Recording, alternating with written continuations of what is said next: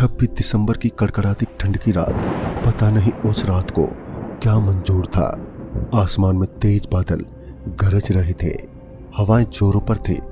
ऐसा लग रहा था जैसे बारिश और भारी तूफान आने वाला हो। राज और दिव्या दोनों ही एक लंबे सफर के बाद अगले आधे घंटे के अंतराल में अपने पुश्तैनी गांव रामनगर पहुंचने वाले थे।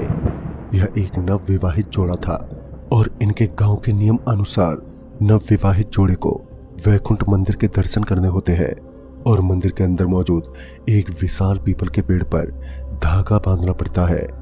इसी विधि को पूरा करने दोनों ही अपने पुश्तैनी गांव जा रहे थे।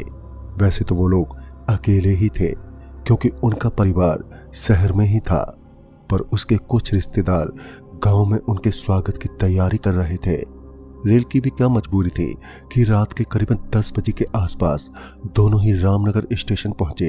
वैसे भी राज दिव्या को पहले से ही बहुत सारी बातें बता चुका था इस स्टेशन के बारे में, जैसे कि इस स्टेशन पर कभी किसी की आवाज का जवाब नहीं देते हैं और ना ही यहाँ भगवान का नाम लेते हैं, और भूलकर भी यहाँ पर रखी किसी चीज के साथ भी छेड़छानी करते हैं।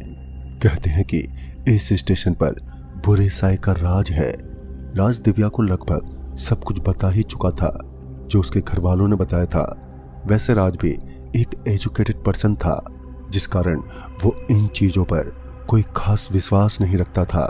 फिर कुछ पल बाद जब स्टेशन से दोनों उतरने वाले थे तब उन्हें बड़ा अजीब सा लगा, क्योंकि वो ट्रेन का दरवाजा खोलने ही वाले थे कि इससे पहले ही वो दरवाजा अपने आप खुल गया।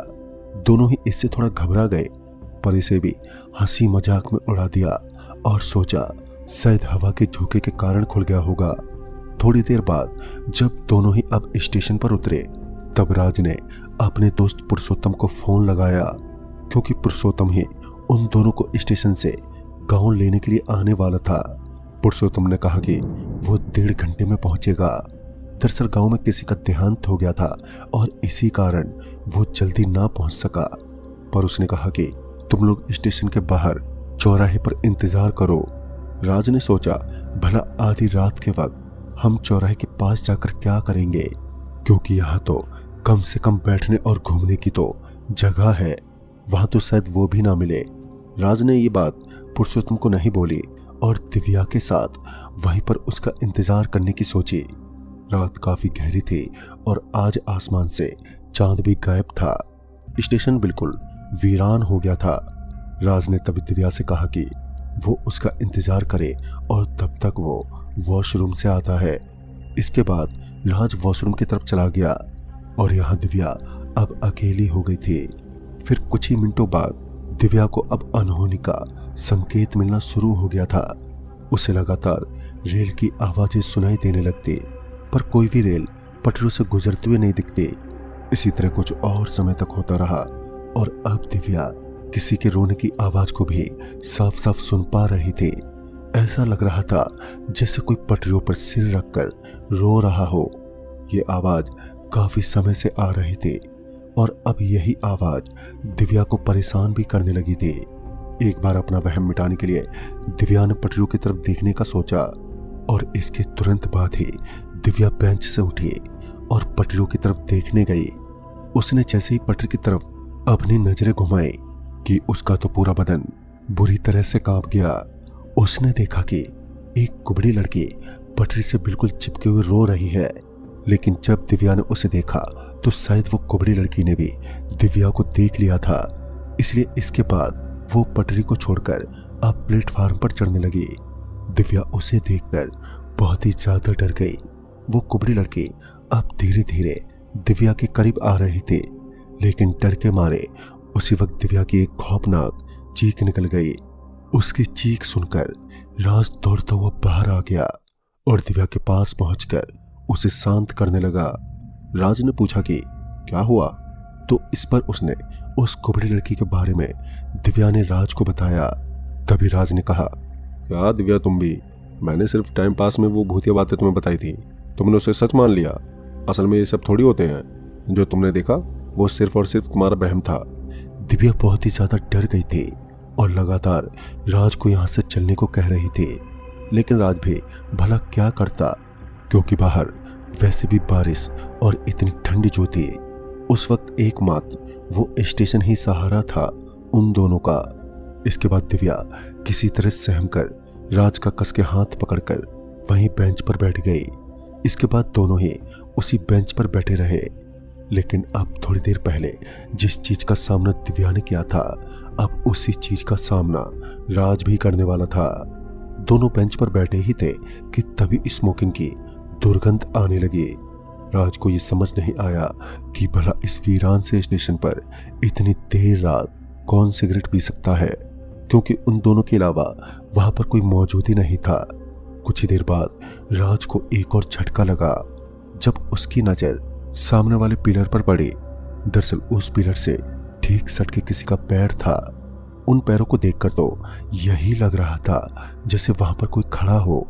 राज समझ गया कि हो ना हो वो सिगरेट पीने वाला ही खड़ा है। वो भी दिव्या की तरह अपना वहम मिटाने के लिए उस पिलर के नजदीक गया। जब राज उसके नजदीक गया तो उसकी भी रूह कांप गई, यह देखकर कि वहां कोई शख्स तो मौजूद ही नहीं है, पर हाँ वो पांव मौजूद था। लेकिन ये कैसे हो सकता था? उसने ठीक से देखा तो पता चला कि वो किसी का कटा हुआ पांव था। उसने ये बात दिव्या को बताना ठीक नहीं समझा, वरना वो और भी डर जाती। वो भी चुपचाप बेंच पर आकर बैठ गया और पुरुषोत्तम का इंतजार करने लगा। फिर कुछ देर बाद दोनों को किसी के चलने की आवाजें सुनाई पड़ी। जब राज उठकर खड़ा हुआ और थोड़ा आगे आकर देखा तो पाया कि पुरुषोत्तम आ चुका है। वो सामने की तरफ खड़ा था और इसके बाद राज दौड़ता हुआ पुरुषोत्तम के पास गया और उससे गले लग गया। आखिर इतने सालों बाद जो वो दोनों मिले थे, पर पुरुषोत्तम चुपचाप खड़ा ही रहा। ना तो उसने राज से मिलने की खुशी व्यक्त की और ना ही कुछ और। वो बस एक टक से खड़ा हुआ था। इसके बाद राज ने उसे फौरन सामान लेकर आने को कहा और इसके बाद राज और दिव्या दोनों ही स्टेशन से बाहर निकलने लगे। अभी राज और दिव्या स्टेशन से बाहर निकलकर आ ही थे कि उन्होंने देखा कि सामने पुरुषोत्तम गाड़ी में बैठा उनका इंतजार कर रहा है। इसके बाद दोनों को ही झटका लगा। दोनों ये सोचने लगे कि इतने सामान को लेकर वो भी इतनी जल्दी वो कैसे गाड़ी में आ गया, और अगर आया तो उन्हें क्यों नहीं आता दिखा। ये वाकई में बेहद अजीब था। लेकिन इसके बाद दोनों ही गाड़ी में बैठ गए। पुरुषोत्तम ने ड्राइविंग शुरू की। फिर राज ने पुरुषोत्तम से ढेर सारी बातें भी की। राज ने पुरुषोत्तम को बोला, अच्छा और बता, अब गांव का माहौल कैसा है? क्या गांव में आज भी भूत प्रेत के किस्से सुनने को मिलते हैं? और ये बोलकर राज जोर जोर से हंसने लगा, पर पुरुषोत्तम की तरफ से कोई जवाब नहीं आया। राज ने और भी कई सारी चीजें पूछी, पर पुरुषोत्तम तो जैसे बात करने के मूड में ही नहीं था। बस एक ही रफ्तार में गाड़ी चलाई जा रहा था। फिर आगे बलंगघाट से पुरुषोत्तम ने सीधे गाड़ी टर्न ली और गाड़ी को एक सुनसान रास्ते पर ले जाने लगा। इस पर राज ने उससे पूछा, अरे पुरुषोत्तम, ये तुम किस रास्ते से निकल रहे हो? कोई शॉर्टकट है क्या? फिर पुरुषोत्तम ने मुंडी हिलाते हुए हाँ में जवाब दिया और इसके थोड़ी ही देर बाद गाड़ी सीधे खंडर के पास आकर रुकी। पुरुषोत्तम ने गाड़ी से उतरने का इशारा किया। राज ने घबराते हुए पूछा, गाड़ी में कोई खराबी आ गई है क्या? तो पुरुषोत्तम ने कहा, आप लोग वहां इंतजार करिए, मैं थोड़ी देर में आता हूं। इतना कहकर पुरुषोत्तम वहां से निकलता हुआ चला गया। अब राज और दिव्या दोनों ही परेशान हो गए थे, क्योंकि दोनों अब एक ऐसी जगह इस अंधेरी रात में आ चुके थे जिनका उन्हें कोई अंदाजा भी नहीं था और ना ही उन्हें वो रास्ता मालूम था। इसके बाद दोनों ही चौराहे के पास बैठकर पुरुषोत्तम की राह देखने लगे।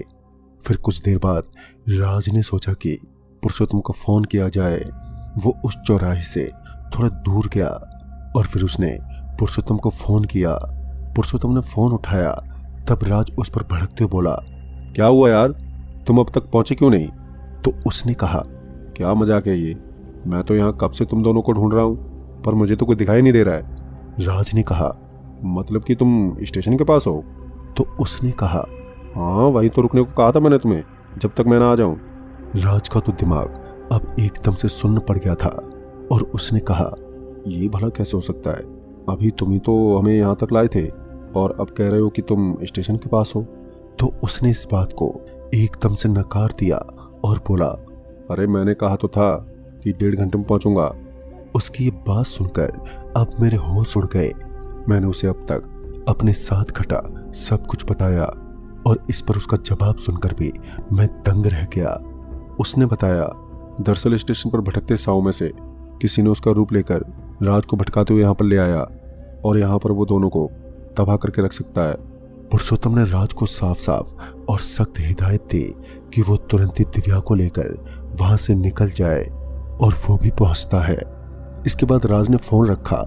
राज जब पीछे पलटा तो उसने देखा दिव्या तो यहां से गायब है। वो दिव्या को लगातार आवाज लगाने लगा, पर दिव्या उसे कहीं ना मिली। वो ढूंढता हुआ वहीं एक खंडर के एक सुरंग पर जा पहुंचा जहां से किसी की चिल्लाहट सुनाई दे रही थी। जब वो वहां पर पहुंचा तो उसने देखा कि दिव्या के लंबे लंबे बाल उसकी गर्दन से लटके हुए हैं और दिव्या जैसे हवा में तैर रही है। उसके सामने एक हैवान खड़ा है जो दिव्या के साथ कुछ गलत करने वाला है। इसके तुरंत बाद दिव्या सीधा जमीन पर जा गिरी और अब वो हैवान धीरे धीरे राज की तरफ बढ़ने लगा। वो उसकी तरफ बड़े गुस्से भरी निगाहों से बात कर रहा था, लेकिन तभी राज में पता नहीं कहां से इतनी हिम्मत आ गई कि पास ही में रखे एक रॉड से उसने उस हैवान पर प्रहार कर दिया, जिससे कुछ समय के लिए वो गायब हो गया। उसके बाद राज दिव्या को लिए तुरंत ही उस खंडर से भागने लगा। भागते वक्त पीछे से उसे लगातार एक साथ कई सारे रोने और चिंगाड़ने की आवाजें सुनाई दे रही थी, लेकिन दोनों किसी तरह सड़क पर आ गए। उन दोनों ने जिंदगी में पहली बार इतना खौफनाक नजारा देखा था। उन्होंने देखा कि अब खंडर से कुछ साए बढ़ते हुए उनकी तरफ आ रहे हैं। हवाएं और बारिश दोनों काफी तेज थे। वो भटकती रो बड़ी रफ्तार से उनकी तरफ बढ़ रहे थे। तभी पीछे से हॉर्न की आवाज सुनाई पड़ी तो उन्होंने देखा पुरुषोत्तम गाड़ी लिए आया और उसके बाद दोनों तुरंत ही गाड़ी में बैठ गए। पुरुषोत्तम ने गाड़ी को पूरे रफ्तार में भगाया। वो साया और प्रेत काफी दूर दूर तक उनका पीछा करते रहे। अगर गलती से भी गाड़ी खराब हो जाती तो वो तीनों आज मौत के किनारे हो जाते, लेकिन किस्मत की मेहरबानी के कारण सब बाल बाल बच गए। उसके बाद वो लोग अपने गांव पहुंचे और फिर सबने किसी तरह उन दोनों को संभाला। उनका शुद्धिकरण भी हुआ और ये घटना वाकई उनके लिए बेहद खौफनाक थी। दरअसल उस स्टेशन की सच्चाई यही है कि वहां आत्माओं का बसेरा है जो अकेले आए गए यात्री को वहां से भटकाकर किसी गुप्त स्थान पर ले आती है और वहीं वो शख्स हमेशा हमेशा के लिए भटकता रह जाता है। आज भी जब वो दोनों रामनगर का नाम सुनते हैं तो खौफ के मारे बुरी तरह कांपने लग जाते हैं, क्योंकि हर बार किस्मत इतनी मेहरबान नहीं होती